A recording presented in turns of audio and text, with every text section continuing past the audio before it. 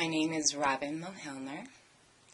I'm a licensed psychotherapist in the state of California in Los Angeles who is living with bipolar disorder. I work for the Life Adjustment Team as well as in private practice for myself. This video, we are going to talk about the stages of depression for bipolar disorder type 1, not including mixed episodes, because that's a different story. This is going to be based on what I consider textbook bipolar disorder, and I'm going to speak from my experience. I am diagnosed with bipolar disorder type 1, and I experience what's called textbook bipolar disorder, which means you experience full-blown mania without it being a mixed episode, and full-blown depression in particular to that mania. I'll explain. I'll make it simple. So the first stage, actually, I want to rewind a second. I want to explain why the depression happens. The depression happens because it is the recovery stage from the full-blown mania. And the full-blown mania completely exhausts our brains. And our brains need that depression time to recover from the mania. And the longer our manias are, the longer the depression is naturally, even with the help of medication, because our brains truly do need that recovery time. So now I'll get into the stages.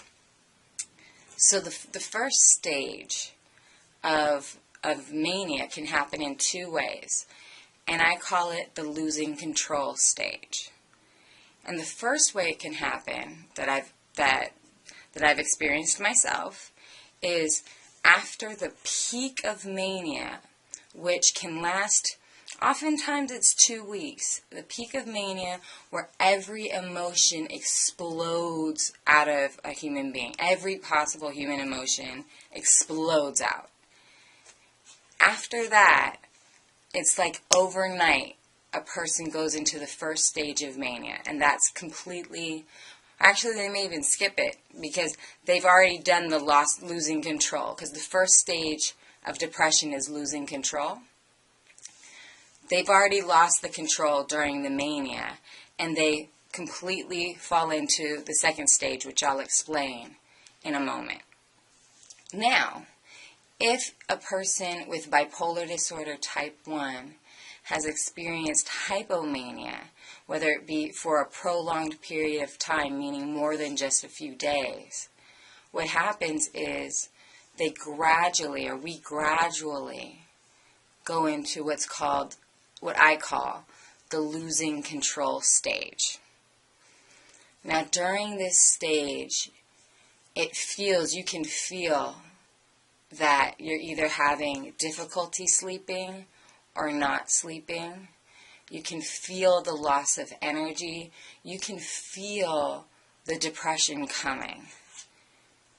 But you can't necessarily do anything about it, so you feel the loss of control.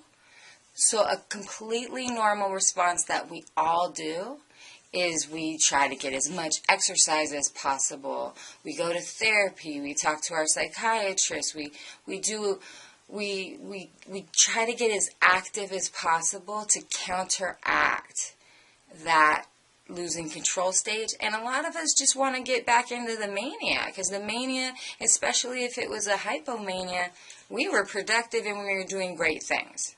So during that losing control stage, we are fighting for our quality of life.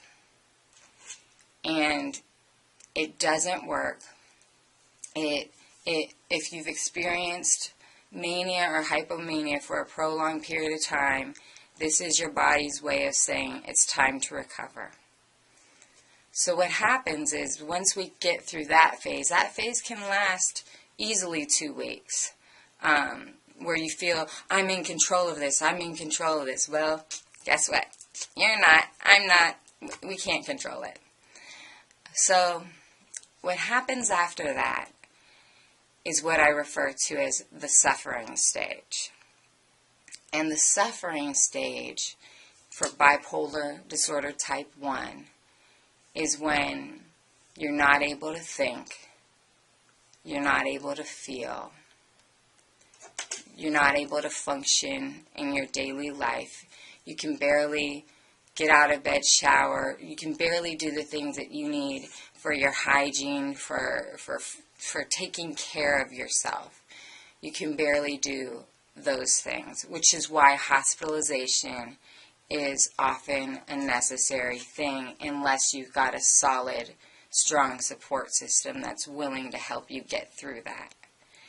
And that stage, unfortunately, and this is news a lot of people don't know, that even with medication, sometimes that stage can last 2 months because of the fact that it is a recovery time. I really want to imprint on you that depression with bipolar disorder type 1 is recovery from mania. The only way to prevent depression is to prevent mania. So I have good news as well. During this suffering stage, it doesn't have to be suffering. What I learned to do during this stage is to let it be a peaceful stage of surrender. I use this stage to focus on surrendering. I do whatever I am able to do, which is I can read and I can listen to videos that inspire me or listen to music that inspires me.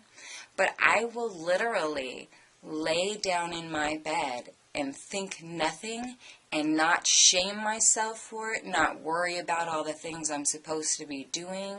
I give myself permission to just do nothing, and I give myself permission to not think anything and not feel anything.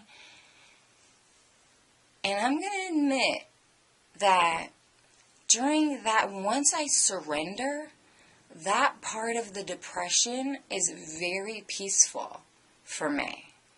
When I stop fighting the depression and I just kind of ride it out, and it's very peaceful. And one of the things I tell myself when it gets hard, because it does get hard, and suicidal thoughts do come in, and such as like if these walls were to collapse and I were to die, I'd be just fine with it. That happens all the time. It's totally normal. Same with if I got hit by a bus, totally normal. It doesn't mean I'm suicidal and gonna go kill myself. It just is a normal part of this stage. So what I do, like I said, is I focus on surrender. Now the next stage that I'm going to share with you of depression is the stage where you're starting to come out of the depression. But this stage is when you and I are at our greatest risk for suicide. And I'll explain why.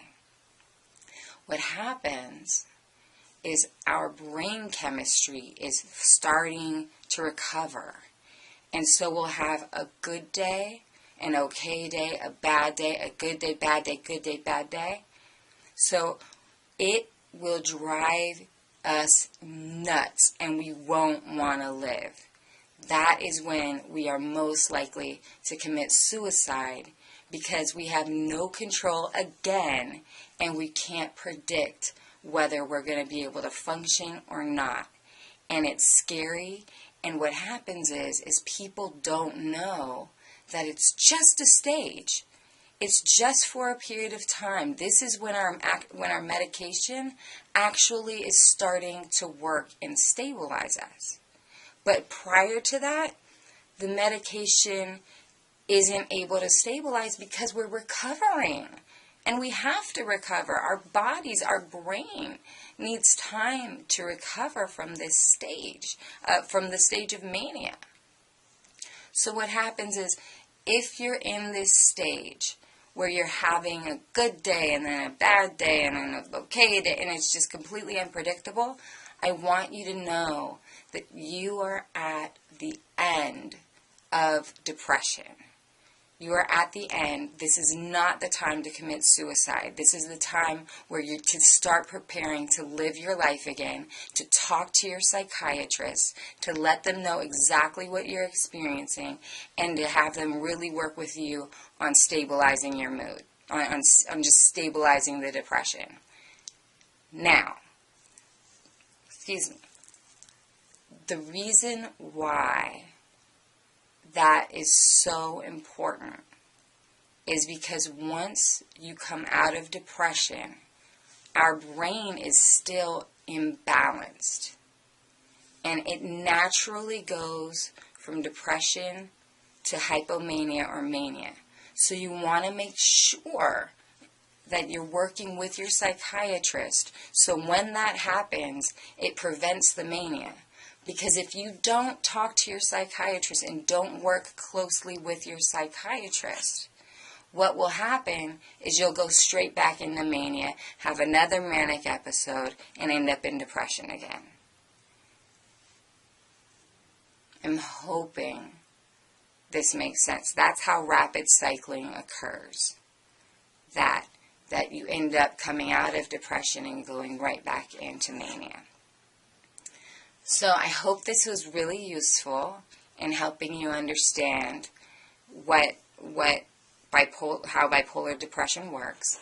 And I want to share with you a little bit about what I do as being a part of a team member of the Life Adjustment Team.